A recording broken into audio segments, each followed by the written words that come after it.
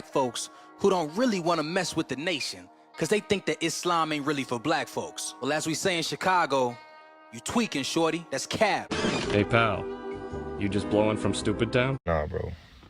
Islam ain't for black folks. This book, The Veiled Genocide by Titian Ndai, a Senegalese anthropologist. It reads, the Arabs raided sub-Saharan Africa for 13 centuries without interruption. Most of the millions of men they deported disappeared as a result of inhumane treatment. This is where you gotta start listening, black folks. This painful page in the history of black people has apparently not been completely turned. It goes on to say, enterprising Arab merchants and middlemen would gather in Zanzibar for raw materials, including cloves and ivory. They would then buy, what? Black slaves, who they would use to carry the raw materials and work their plantations abroad. Slaves from as far as Sudan, Ethiopia, Somalia would be availed at Zanzibar market, shipped to the Indian Ocean, Persian Gulf. On the other hand, the trans-Saharan caravan concentrated on the West African region, straddling the Niger Valley to the Gulf Coast of Guinea, along the trans-Saharan roads to the slave markets to the Nile Basin. Check this, the voyage could take up to 3 months, involved inhumane conditions that saw the slaves die along the way due to disease, hunger, and thirst. Riza Islam, Louis Farrakhan, Elijah Muhammad, an estimated 50% of all sub-Saharan slaves would die in transit. African Americans are converting to Islam in record numbers, but I know it's because they don't know the real history behind the religion. To my sisters, all my sisters out there that are a part of Islam, listen closely. While European merchants were interested in strongly built young men as laborers for their farms, the Arab Muslim merchants were more focused on concubinage. Yeah, capturing young girls and women who were turned into sex slaves while living with them. So high was the demand for young black girls, young sub-Saharan black girls, that the merchants would double the price of the female slaves to the ratio of the captured women and men being 3 to 1.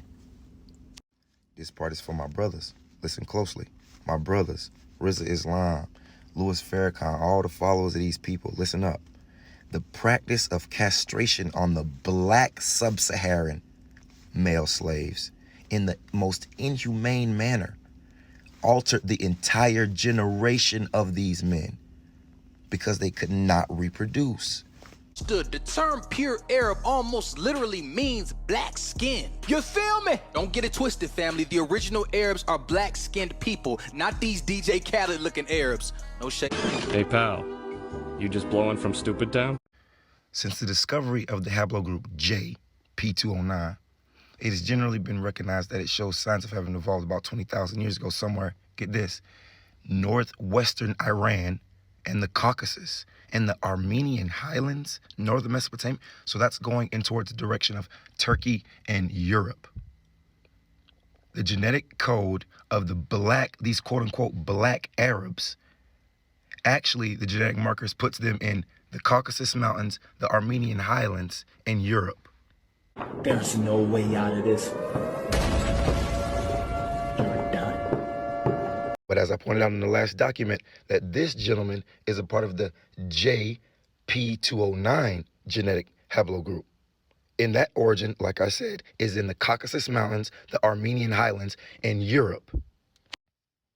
So yes, one brother Joshua, I call false doctrine. This is false doctrine.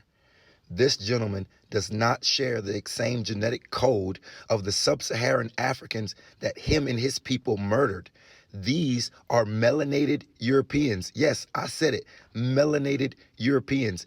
Melanin can scatter itself across multiple ethnic groups. It is not just native to sub-Saharan Africa or the West Indian. We see the Australian Aborigine. We see the deeply pigmented Asian in the Asian Peninsula.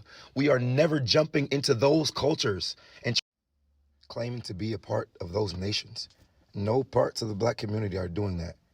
But here in Islam, we have a small group of African Americans that choose to disregard all the genetic evidence. They choose to just cast away all of the archaeological documentation of where these people groups come from and their origins. They choose to totally ignore it. There's no way out of this.